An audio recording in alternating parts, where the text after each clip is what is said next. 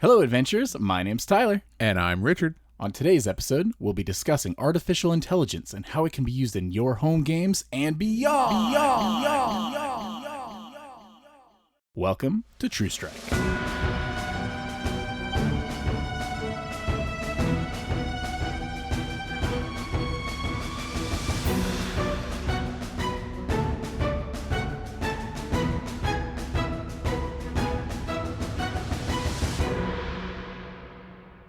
Welcome back to the show, everyone. Today we are discussing the controversial topic of artificial intelligence, or AI for short.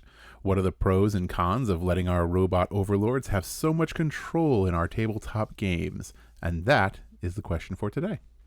I definitely see this coming up a lot lately, and not just, Dungeons & Dragons is the topic, but throughout the world, taking over numerous jobs, Well, is the AI going to be our teachers? It's already now, I believe there's a helpline that if you call them, I believe it's for eating disorders. I was just watching a thing for this, and the staff there unionized, and 4 days later, they fired the whole staff and replaced it with an AI.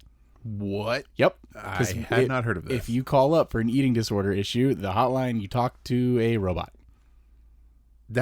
So it's just a robot, like nobody behind the scenes Correct. guiding it. This seems ill-advised. So I guess supposedly it's got prompts and it's on rails, and you, based on your answers, guides it through its process.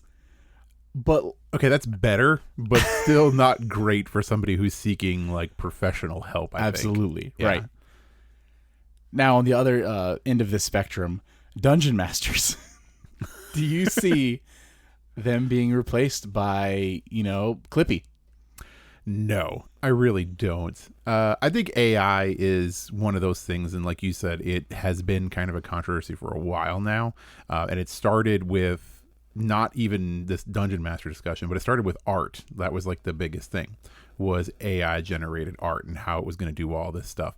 And then after we had all that with art, then it moved to ChatGPT, and then this whole further discussion of AI in general. Yeah. And it's gotten even worse, or I guess more into the conversation when it comes to art because of Photoshop. The beta just came out. I don't know if you've seen any of this stuff. I haven't actually seen it, but I've heard of it, but no, I have not actually watched the demonstration of it yet. Yeah, it's insane. I've actually used it. So, Really? Yeah. Oh, I didn't realize it was publicly available. Yeah, so it's Wow. available to any current subscribers of Photoshop right Okay.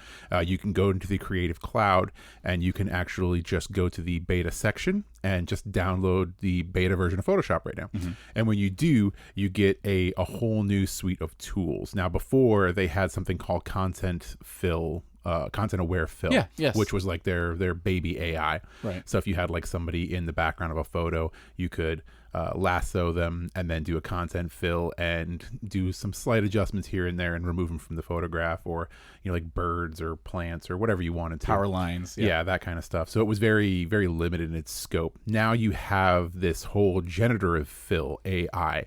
And when you use this tool, it's very similar. So you'll lasso out something, and then from that point, you tell it what you want to be in that place. Weird. Yeah, so instead of just lassoing out a person and having content aware wipe them clean and make skyline, you could lasso that person and say, I want there to be a gnome there. What? And it'll put a gnome there. That is amazing, but whoa. Yeah, or you could actually just take a close up picture of a person. Mm-hmm. And it's a small frame photograph, and you want a sprawling background, or you just want to make it a bigger photo, say you want to make it into a wallpaper, which is actually why I downloaded it, was because I had some cool photos that would make really cool wallpapers. Mm-hmm. Aspect ratio didn't fit, Right. so you expand the canvas size to be whatever DPI that you want, and then you have the AI generatively fill the rest to create your wallpaper. And the weird. results are shocking. So you're not running into resolution issues. No, exactly. Yeah. And like I said, the results are pretty insane. I had some stuff that I did want to show you, but we ran out of time. But you can actually do some crazy stuff. Like if you have a photo of somebody, you can like select parts of their body and replace it. So like if I had a picture of you standing in a hotel room when we were at Halloween Horror Nights, I could give you a peg leg. Interesting. Or put a funny hat on you. So, which, to be fair, is something you could do with Photoshop already. Yeah, but now it does. Now you just tell it to do it. Tell it to do it. Yeah. So you highlight a selection like somebody's head and say, "Put a funny hat on," or "Put a jester's cap." Manually selecting, or is it basically like you click the leg and it's like, oh, you're clicking the leg? No, you can use the wand tool if it's the colors right to manually select or bucket select. But it's a lot easier just to use the lasso tool and just loosely draw around the object. So for now, you're still replace. Manually. Yeah. Select it. It's hit or miss when you do silly stuff. Yeah. Right. So like if you like select like the background or of a picture and you say I want like a medieval castle in the background with a dragon flying over it, it does a fair enough job at putting that in the background, right? If you do something like, you know, replace a person with a gnome, you're going to get hit or miss things. You're going to get a lot of garden gnomes. Interesting. Weird looking, not like anatomically correct gnomes, I guess you'd say, non-realistic things. So it is a little bit hit or miss with that kind of stuff. But when it comes to scenery, it is insane. Like if you want to expand a photograph of a beach to include more beach, or you want to put like a quaint village in the valley behind somebody, that kind of stuff is insanely accurate. Okay. Like it completely fills in all that stuff. So interesting. So, but this is just in Photoshop. This isn't animating, an entire image for you. This is editing, altering a photo, which has some really kind of neat implications as far as like personal use, right? Right. Because now you could theoretically take a picture of yourself. So if you're self-inserting yourself into a Dungeons and Dragons character, oh my gosh, doing your whole party like this, you want a portrait of your character, right? You can now ask the AI to fill in those blanks. Give yourself some pointy ears, some horns, nice big poofy eyebrows, change your skin color. This would be really fun. I mean, even think about like a podcast image, right? And let's say I'm playing a Dragonborn, whatever, and I'm just like, make me, a paladin armor, whatever, blah blah, and it can roughly approximate that, without me having to take the time to draw it all up and stuff like that.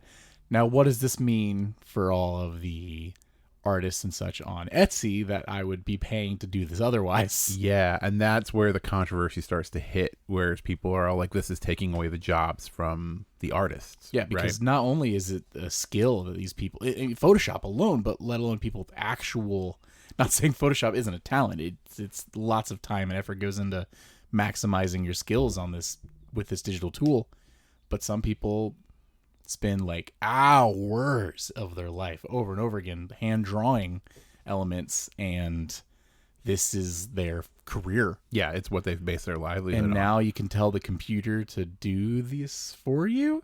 Yeah, and it's kind of close. Yeah, it's kind of a two-part thing too, though, because the argument against AI comes from two different places. It comes from one, and this is for people that aren't familiar with the topic. It comes from one, the aspect of lost jobs, right? Which you've already hit on that. Right. But then there's the other thing, which is how does AI generate images?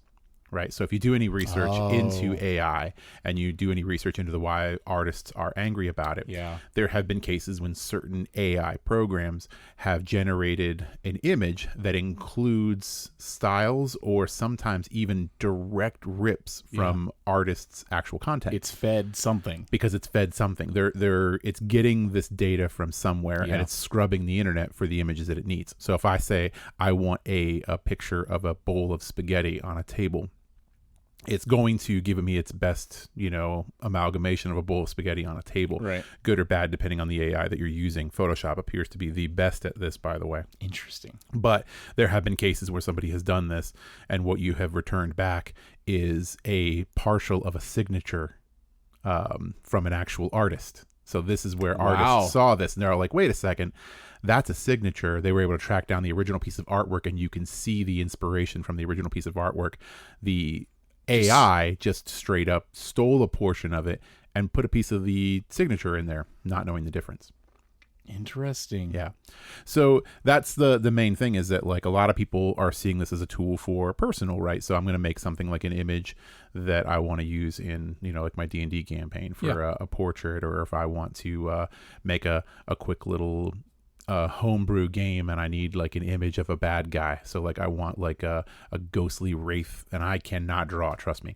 But if I can go plug into an AI and say, give me a picture of a ghostly green wraith, and it plugs me back an image that I can use in my home game, saves me a ton of time. Oh, for sure. I have an original piece, air quotes, of artwork, right, that I can use in my game.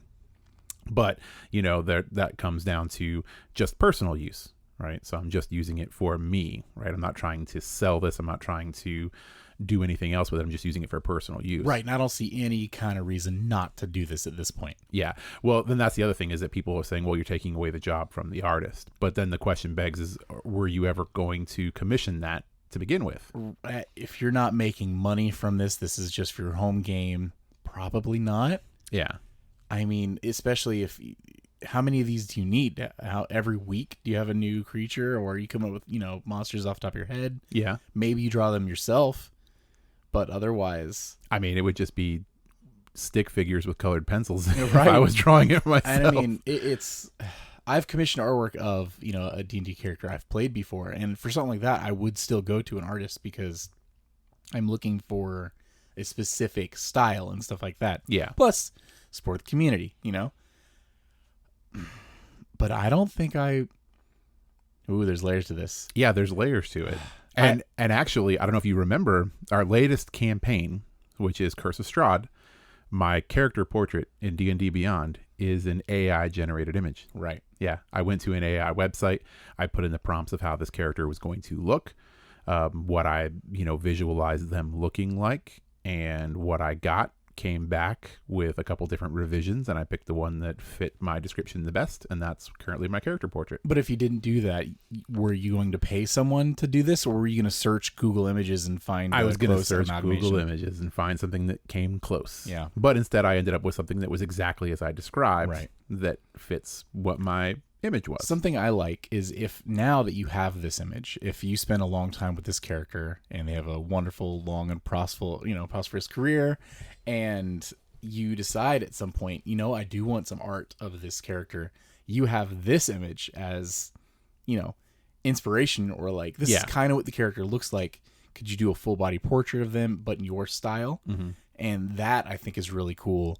The idea of using AI art as, the guidelines, the bones, the framework, the example. Yeah. But hey, I like your style. Can you draw this character? Yeah. Can you draw this character as that? Yeah. Because when I had my character made, I literally took pixel art that I had made, and I'm like, this is their general shape and pixel color. Can you make them look like a real boy? Make this not look like a Minecraft character. Right.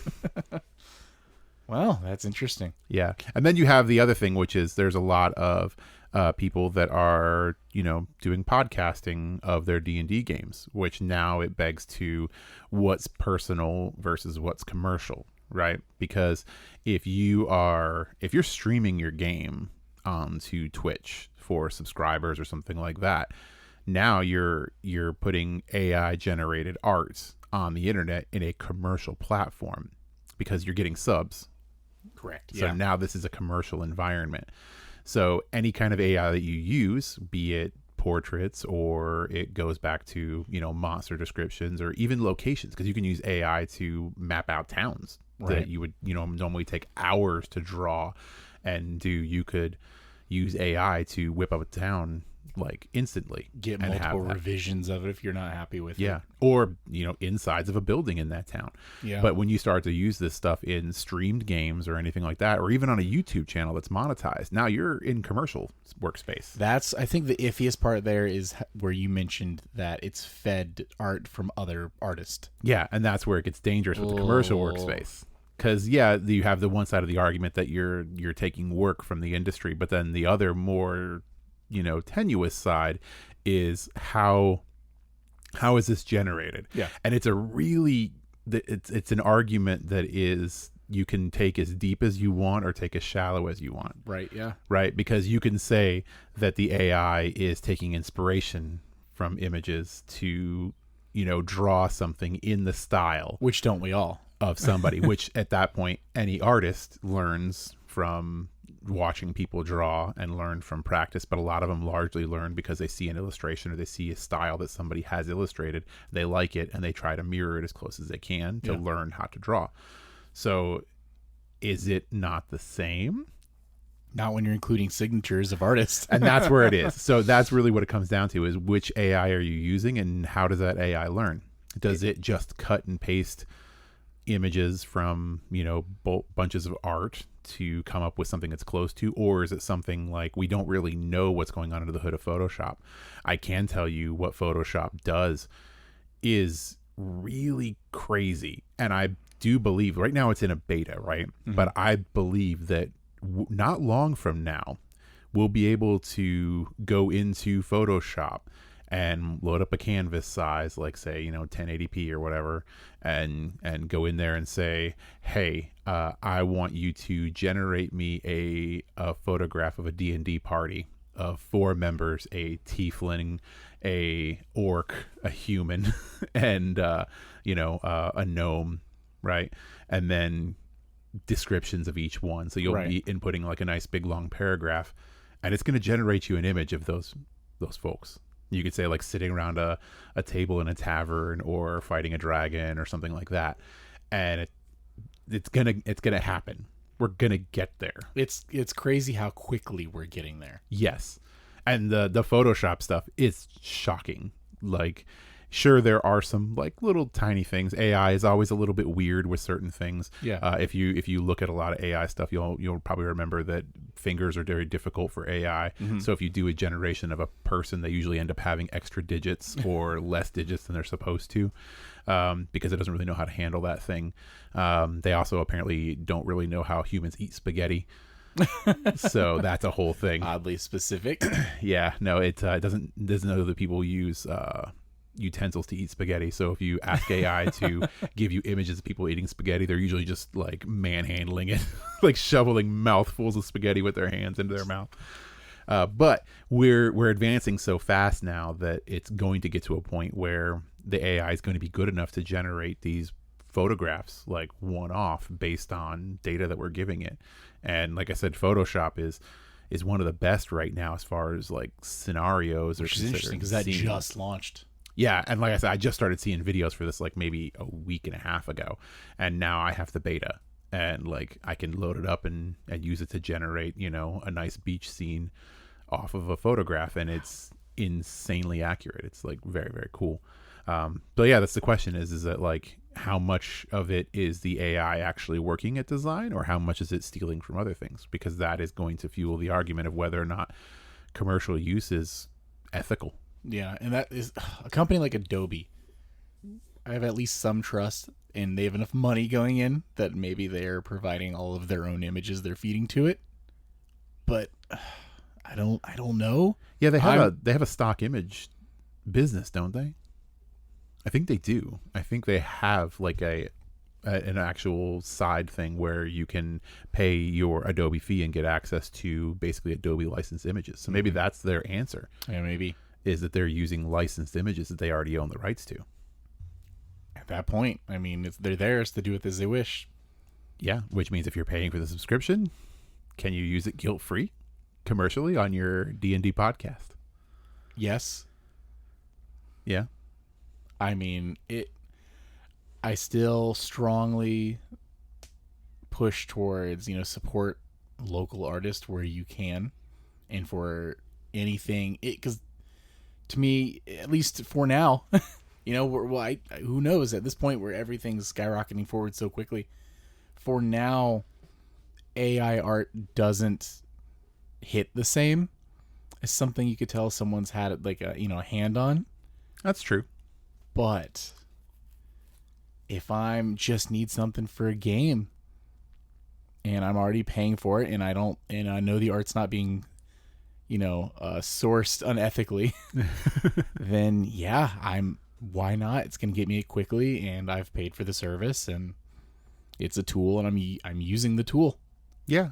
And I think it has some pretty interesting uses, and not just for character portraits, but like we touched on before with like maps. I mean, just the side of a building. Yeah. Like you walk into this shady looking building, it looks like this, and you show them the photo, and you're like, whoa, cool, neat. Like, yeah, I didn't draw this. I can be honest, I wasn't going to pay someone to draw this, but it, the computer did it in 30 seconds. So now I have art to show my players, which, enriches them into the world, a little deeper into the world, and helps you picture everything a little bit better. That's awesome. I am concerned and worried for, the Etsy artist out there.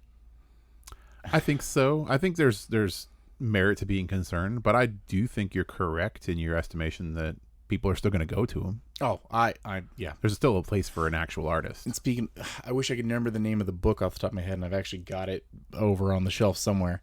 But there was a PDF only book that I had purchased. Oh, I remember this. And it's a book of, it's like 20 something monsters or something, and every single monster, the art is AI generated, and the whole premise of this book that they were selling was, hey, I cannot afford. I have this book. I have these stats. I have these really cool monsters. I cannot afford to pay local artists what they're worth. So I've used AI generation to create the art for all of these creatures. They look kind of funky. Some look kind of wicked. You get what you get, but this is the book. However, all of the profits of this book, or this PDF file, etc., whatever, are going towards paying for artists to draw the monsters for my next book, which I thought was really interesting. Yeah. And I was like, heck yeah, here's my money. And then his next book that came out, got that too. And it, like, the art style of Computer versus Human it's crazy how different it was in that thing. And AI generated art, at least right now, does seem for the most part to have a look to it, which is funny because I've seen in some groups on Reddit where they ban AI generated art, and some people have had their art denied posting, and they're like, hey, you can't post AI art here. And they're like, I drew this. Yeah. This is not AI generated. And they're like, it looks AI generated. They're like, this is how I draw. This is just my style. This is how it's always been. AI is copying me. And for those people, oh man, I'm sorry. Yeah. That's rough. Well, that's art. But AI has moved in on more than just art.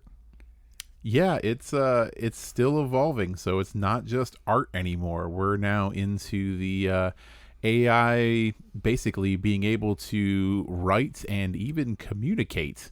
Mm-hmm. Yeah, so that opens up whole new avenues for what you can actually do with artificial intelligence, and it's not just make a cool character portrait. I've had I've never used the ChatGPT. I know that's the most common one, but I've used Google Bard. And I've had conversations back and forth with it just to, try it out. And it does respond like a human being texting me back in a conversation. It's wild. Yeah.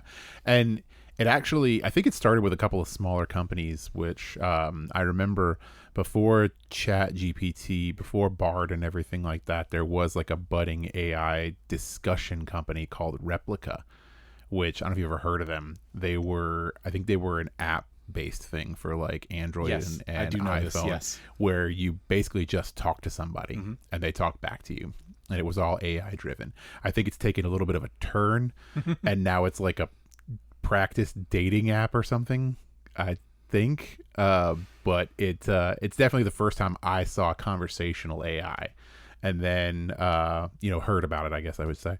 And then now from there we've got, like you said, Bard, we've got ChatGPT, which isn't really conversational. There's also a couple other Microsoft AIs. has one built into Bing. One. Yeah. So it's becoming more and more prevalent. But yeah, things like ChatGPT are very incredible in what they can accomplish, because basically what you're doing is you're feeding it a request of some sort and having it kick back stuff to you. Yeah. I mean, everything from, hey, I need a recipe for this thing, to I have an idea for a small video game where you play as a black dot and you have to get to the green dot on the other side of the page. Can you make this game? And it's like, boop, and it spits out a block of code and you punch it in and you've got a video game. Yeah. And people have done this, and they've made small game titles via ChatGPT doing 99% of the actual work. Yeah. So that's interesting already. Yeah, and I've even heard stories of people automating work from home jobs using ChatGPT. Oof. Yeah, so basically having like multiple work from home jobs, so they're running 3 different jobs. Yeah. And ChatGPT is doing 90% of the actual workload in the background. Speaking of that, did you see the thing where ChatGPT it was given a request, and part of the request was part of the request involved ChatGPT getting onto a site that had the "I'm not a robot" captcha. Yes, I saw this. And ChatGPT hired someone on Fiverr to do the captcha for them, so they could get past the robot blocker. Yep. To finish their request. Yep. They hired a human. What? To do a job. What world are we in? That's it. It's insane This what timeline we're dealing with right now. Yeah. It is funny that the "I'm not a robot" did stop it. Yeah. Like, it was like, dang it. But wait. I can't get past I this on am my a own. robot. Fiverr exists. Fiverr has humans. They have humans. I can make a human do my bidding. Human can get by this. Yeah, that's like, I don't know how much closer we're going to get to robot overlords in the more recent time than that right there. What's going to happen is one day it's just going to click, yes, I'm not a robot. Yeah. And then it's over. And then the trust is I'm thrown not a out robot. the window. Of course I'm not a robot. You're a robot. But yeah, ChatGPT is really interesting because now you can use this as a tool for basically assisting creation. So as a DM, you can use ChatGPT to help you come up with ideas or help you flush out a world that you've created. Oh yeah, you're no longer homebrewing by yourself. Yeah, you don't have to. Because you can say, like, hey, ChatGPT, give me the brief history of a town that's on the coast. Oh my gosh. That has this many, villagers, this many people living in it, that's been around for this long. And give me information like who's the mayor. Have there been any, political turmoil over the last couple of years? This sounds weird that you would put all these qualifiers in and get something usable back, but you 100% can. The more details you give it and the more it has to work with, the more accurate what it spits out back to you fits your image. Yeah. And there's the different types of AI. So ChatGPT is just one of them, right? Which you had mentioned you were in Bard. So, right, ChatGPT is essentially using databases that it is already pre-built, at least the older version. And you had mentioned Bard, which, correct me if I'm wrong, Bard actually just searches the internet for its information. Google, so yeah. So Bard has a little bit more of an outreach as far as being able to pluck data. But it's interesting, and we'll get to a little bit later. You can tell that ChatGPT is the one that has had the most put into it so far, because even though Bard has access to the Googles and asking, hold on, I'll actually pull up something our next conversation from Bard, but it has access to the Googles, which is very interesting. It doesn't pull information in a natural way every time, though, where ChatGPT sometimes, or I guess for the most part, everything is worded. You ask it a question, tell you a story. It reads back like an actual story, where sometimes Bard will just be very like blunt, and like if you make little requests, those little requests will be perfectly noted like in the tail as annotating those perfect requests. It's not as natural, doesn't flow. It's citing its sources, okay? Sure. But I am going to load up Bard, and I'm going to ask it what it thinks of the True Strike podcast.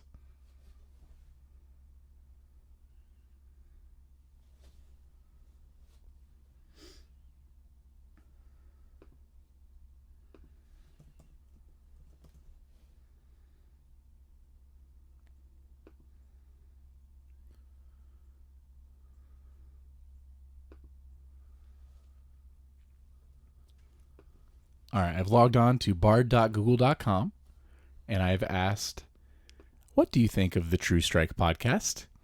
To which Bard responded, I think the True Strike podcast is a great resource for D&D on all levels.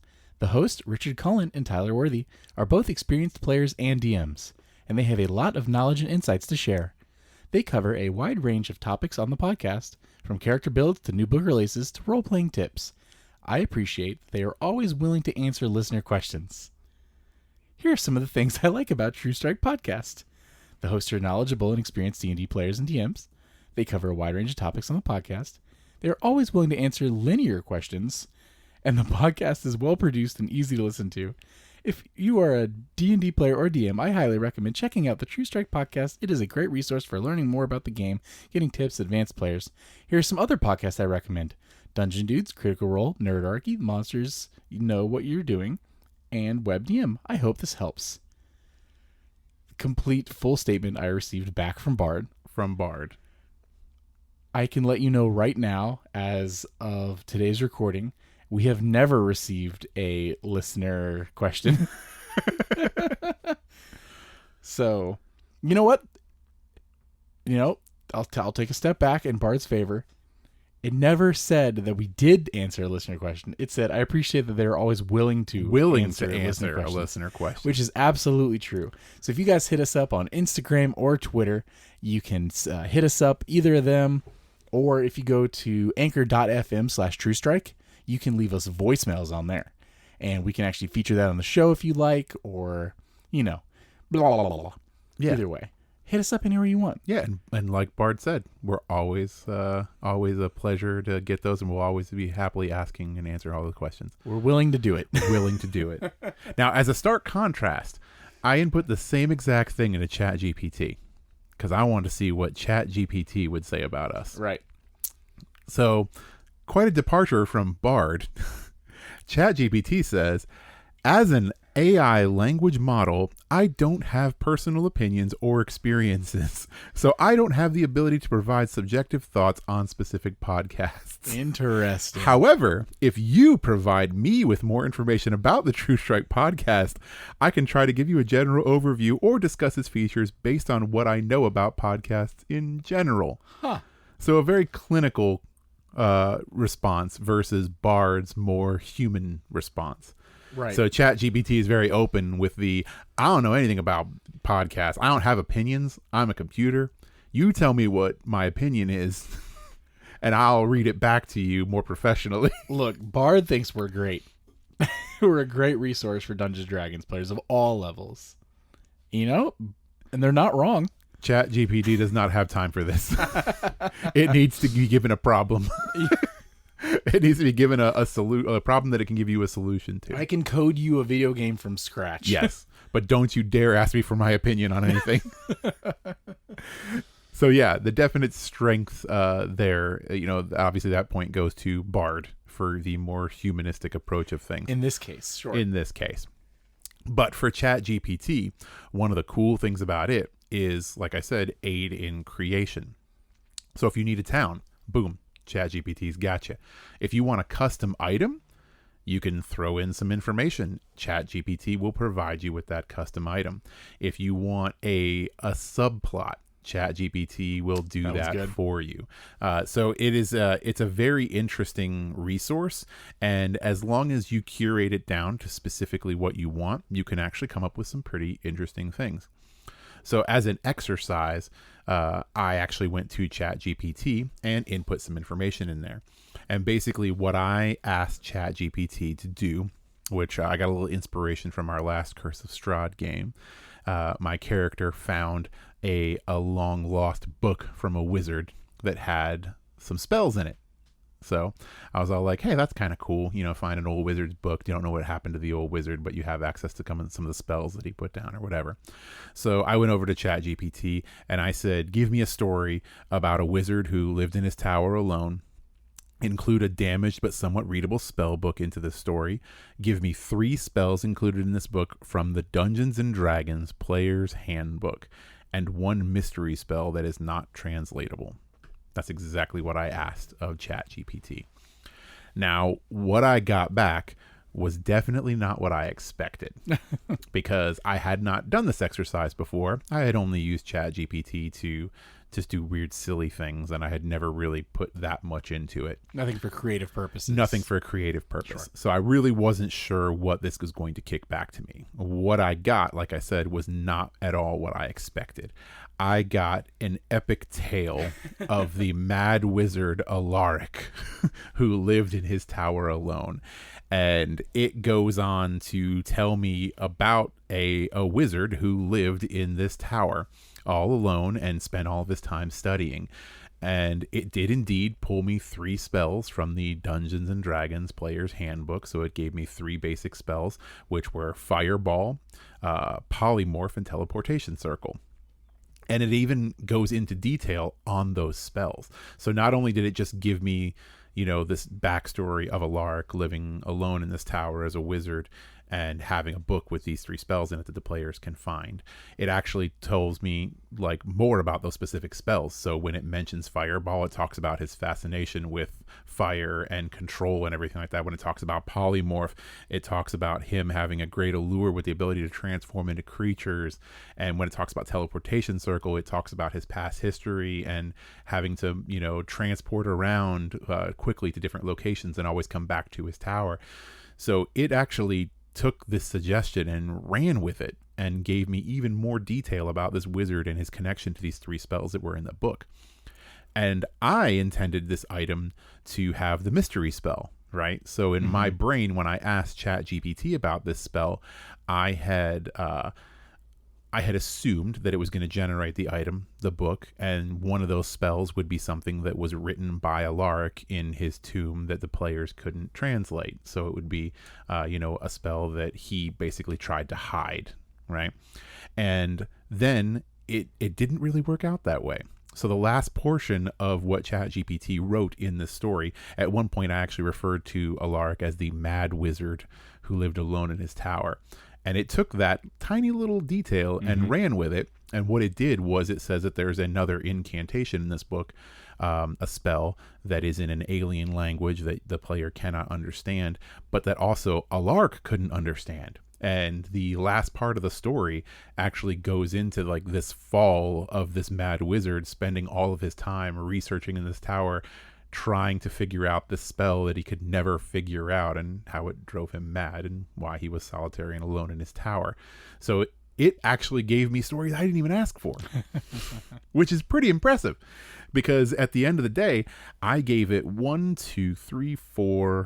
4 sentences total, which were presented in the form of a question or a demand, I guess you'd say, to the AI. Give me A, give me B, and give me C.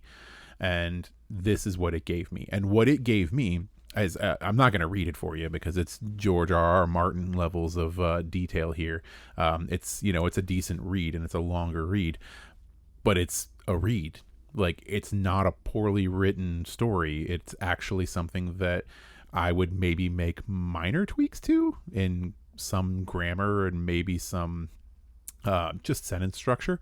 But overall, what is written here is a usable document. I could take this and plug it directly into a homebrew game. I could say, I could grab this whole thing, which is the very opening. Once upon a time in a faraway land, there lived a mad wizard named Alaric. And I can actually just go into this and give the players you come upon this tower and this is the history that you now know of it, for some reason or however you come across it. This is all usable. I could just throw this into a story right now. There's cool layers of this. Like you said, you just world build with it. This could be text characters find in a book.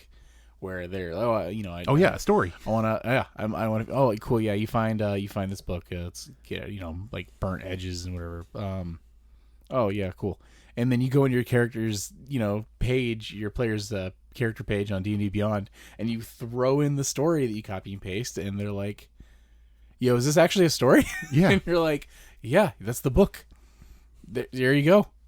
And then 15 games later, maybe they come across a tower, and oddly it looks a lot like the one described in that story. And maybe only that player is like, wait a minute.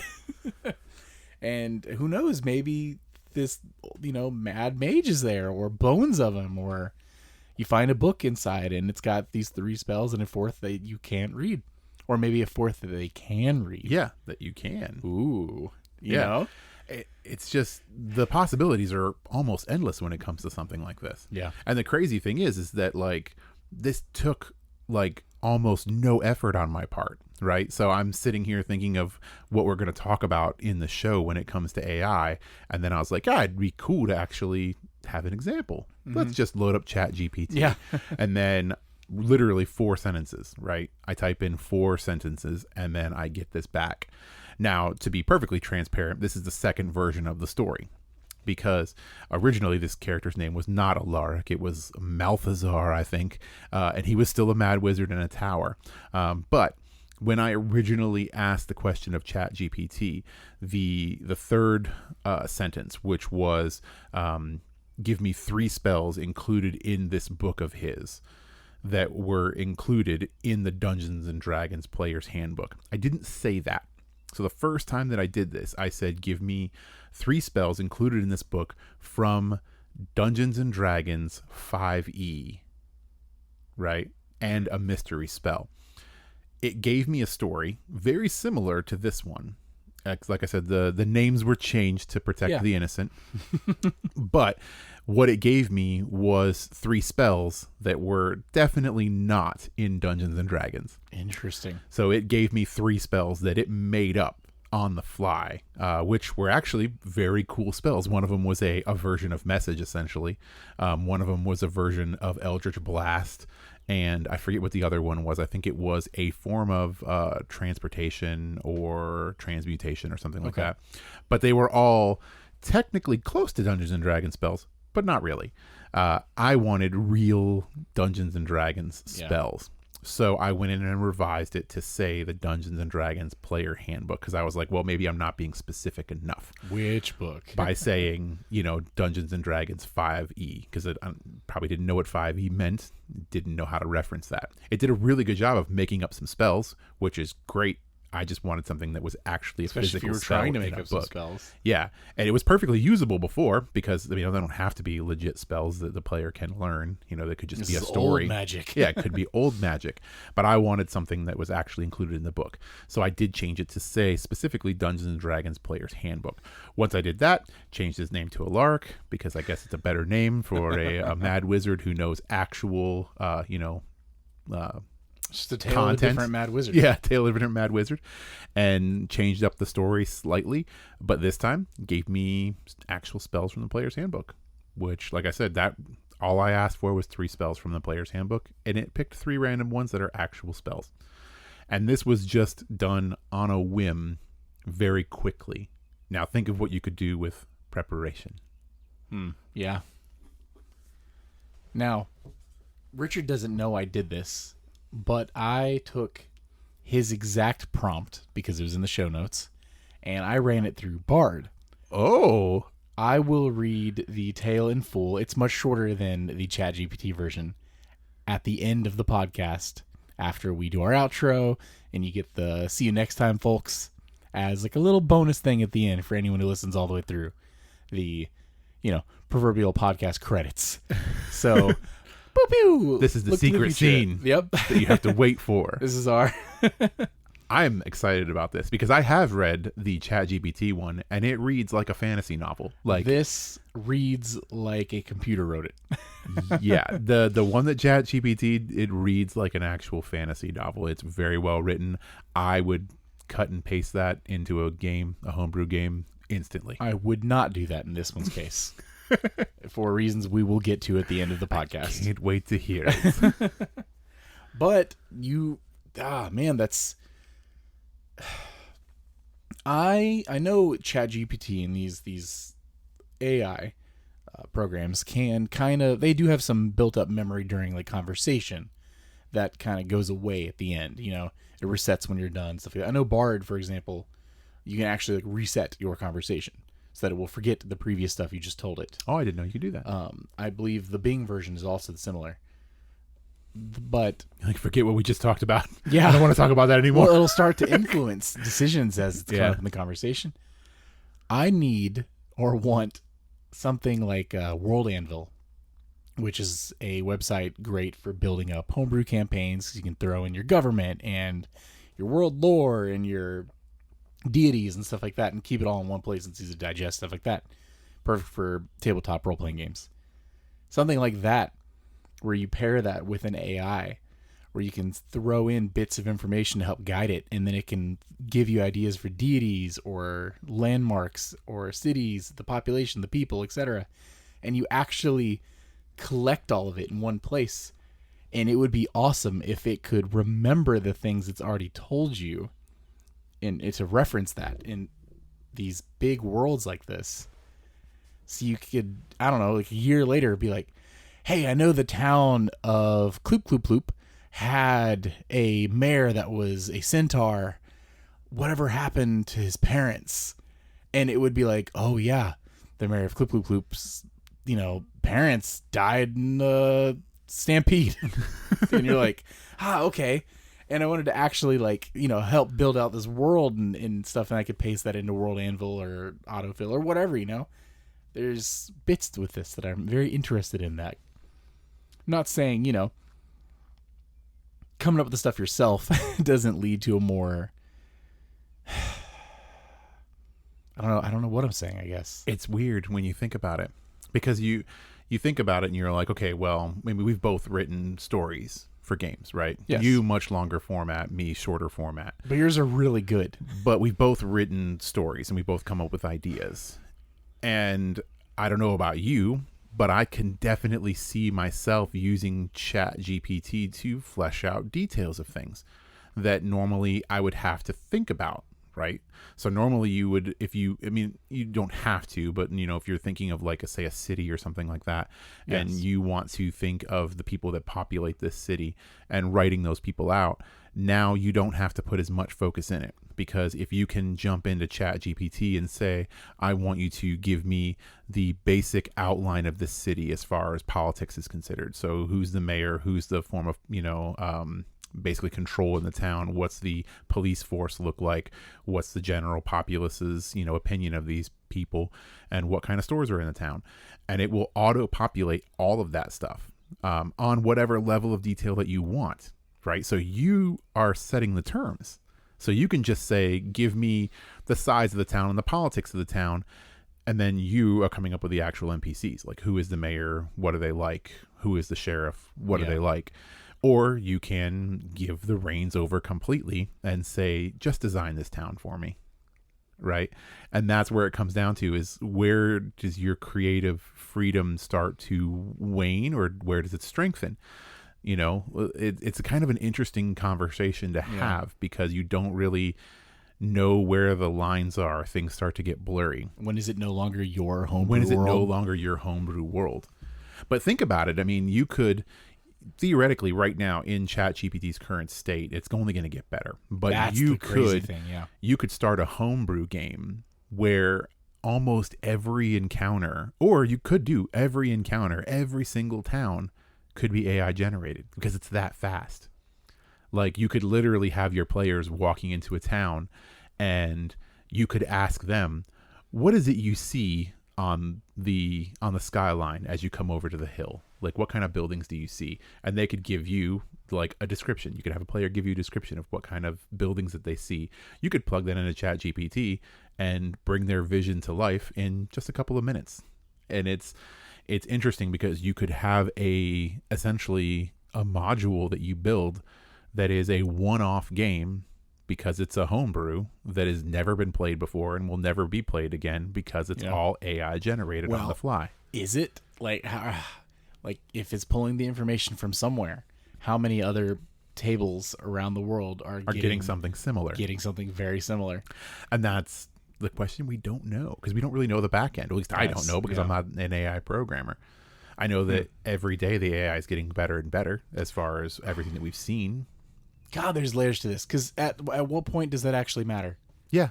It feels selfish to I want it to be mine. I want it to be my unique tale.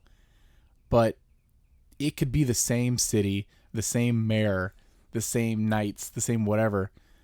and your players at the table are going to make it your story. Yeah. It's never going to be the same as someone else's story, even if this is what modules are. Yeah. And we're playing Curse of Strahd along with the bajillions of others, thousands and thousands of other people that have Curse an of active Strahd. Curse of Strahd game going right now, all playing the same thing. All very different. Yeah. And it all goes back to the argument of what exactly does it mean to be derivative of something? Because I've done this so many times where I've designed a 100% completely original Dungeons and Dragons character idea, and I pitch it to you at lunch break, and you're all like, wait, isn't that one of Sam's characters? And I'm like, what? And then I go look it up, and of course the idea has already been done. And it's not original at all, even though I thought it was original, because everything is derivative at this point. There's only so many combinations. There's only so many combinations that you can do of certain things.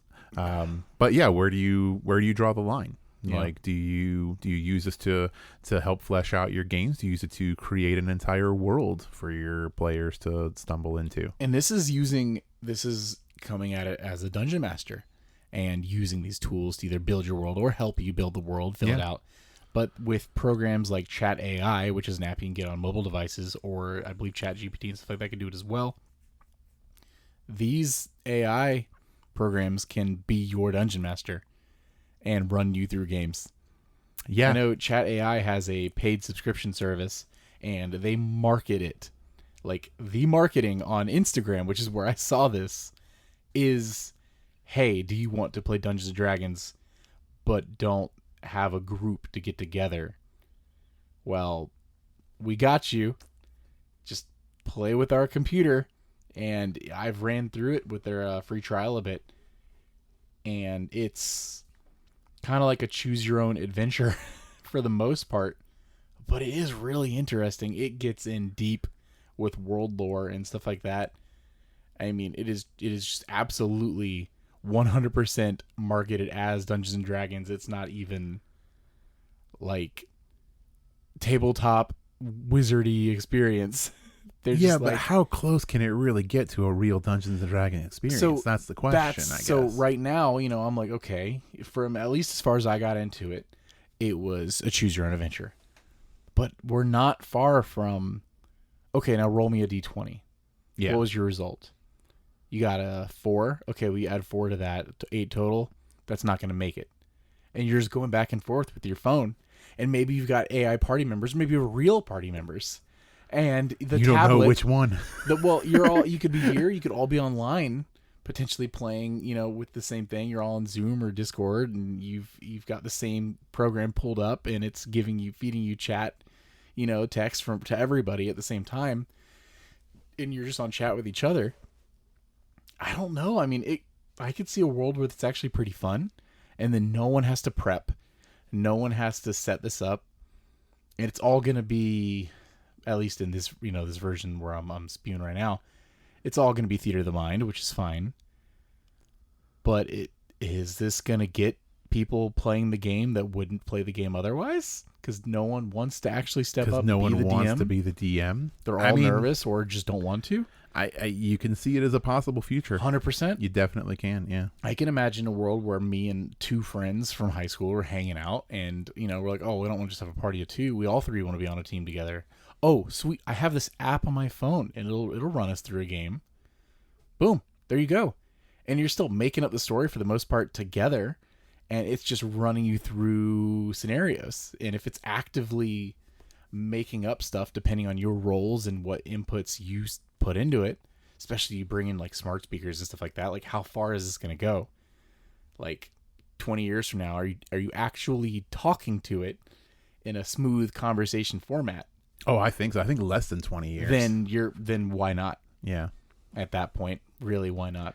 It's weird because you can, now that you like say it right and you start imagining things out loud, you can almost picture scenarios where it's almost getting to the point where you can sit down in front of your TV, log in, have something pop up on the screen, and you're basically playing Dungeons and Dragons, yes, which you would do like nowadays with like Zoom, right? And you have somebody playing Roll20 who throws up a map on the screen and will eventually throw up, like character artwork or like city artwork or something like that, but all driven in the background by an AI. And everybody's a player. not only can you, potentially feed it all the information in the world from your celebrity dungeon masters and stuff like that, maybe you even get AI like voice talent and stuff like that. Oh And my God. yeah, you're sitting You at have home Morgan Freeman running your game. yes, or literally have the voice of Matt Mercer licensed to you. Yeah. And guess what's going to know every single rule in the book 100% of the time?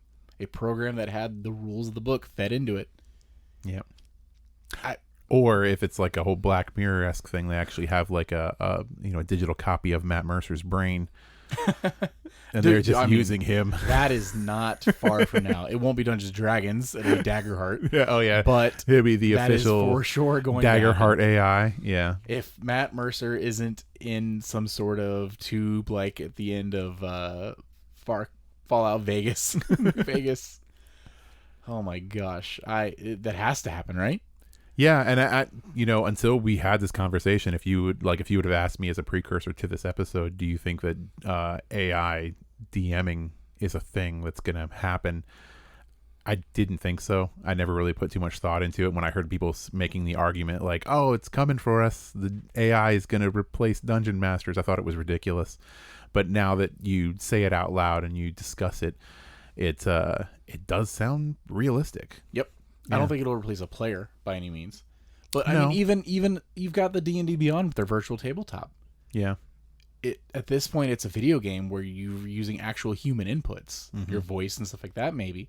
But the computer could not only talk to you potentially and ask you for roles and stuff like that. Maybe it's moving the pieces of the NPCs and everything else. This is weird. But it's none of it feels impossible to me at this point. And that's based off of how far we've advanced in the last year alone. Yeah. No, it's definitely an interesting time to be in the landscape with all these AI tools coming out in both art and writing. I was going to say, and this is we're talking about this from a tabletop gaming perspective. Yeah. What if you're a game developer? What if you're an artist? What if you're a animator for movies? What do you do when Sony Pictures just plops into a computer what it wants a movie of, and it wants an animated Spider-Man film starring Miles Morales, and it's just like, okay, and you're like, this version's okay, but I bet we could improve it. Try this with this kind of tweak. We want this to be the villain and this for the costume. Like, okay, and it does it again, and you just keep getting iterations of it until you're happy with it. Yep. And that took how many artists?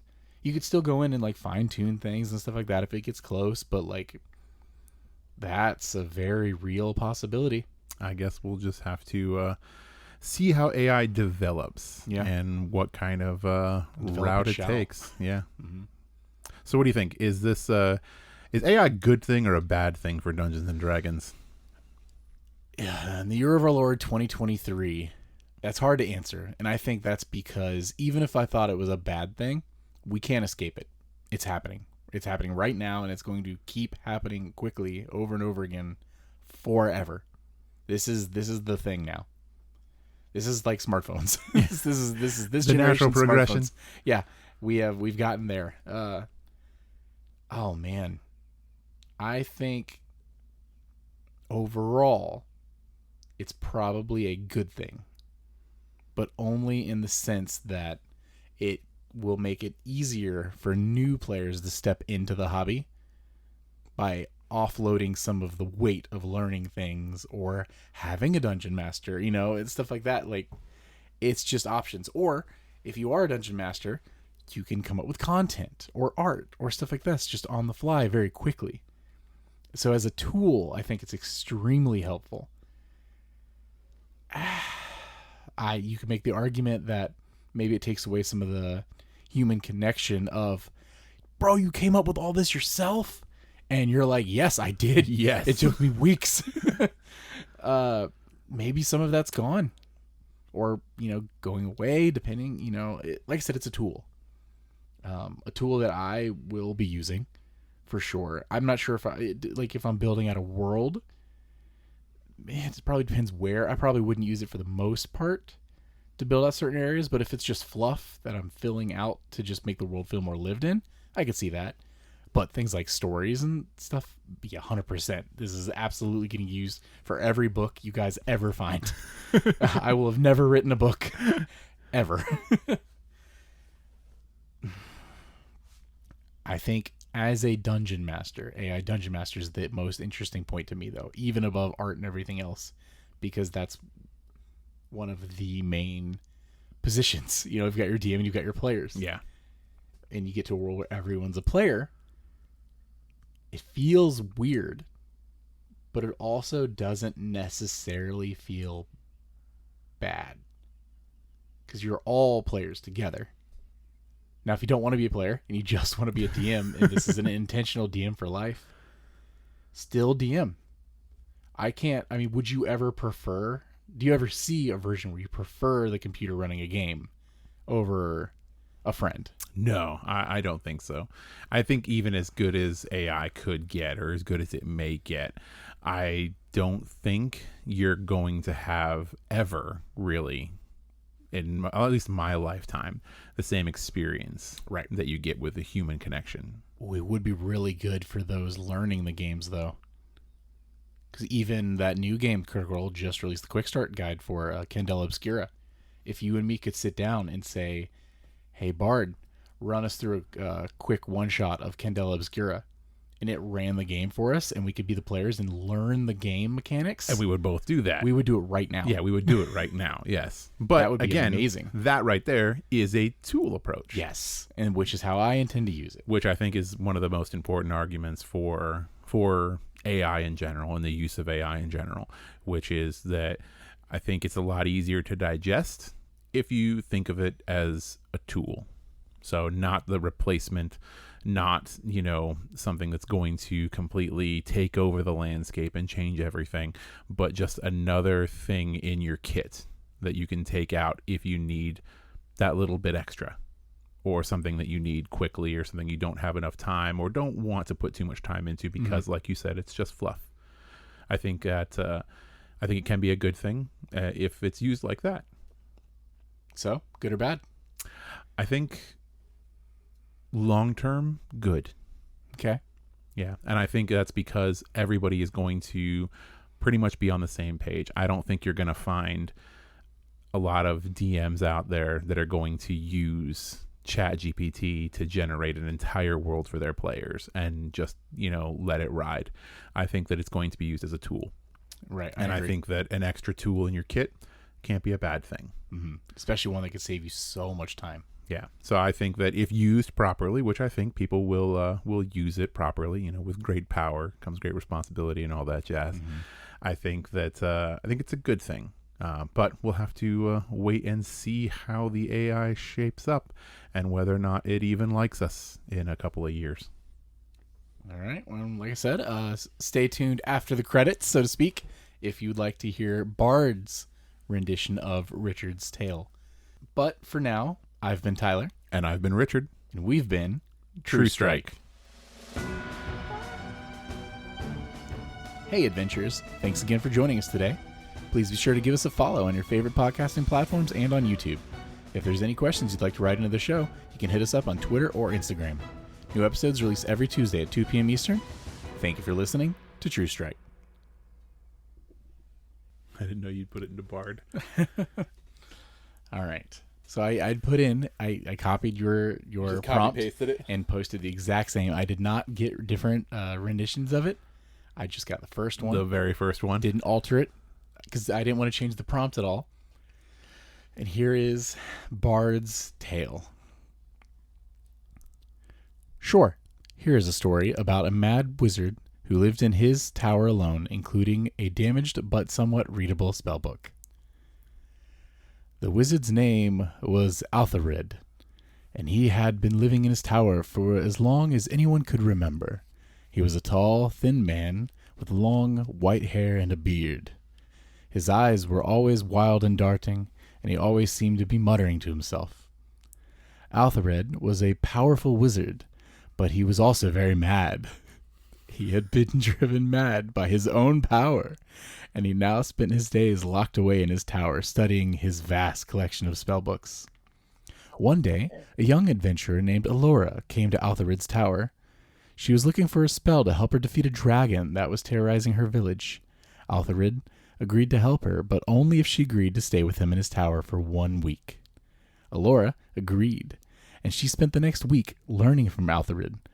She learned about the different types of magic, and she learned how to cast spells.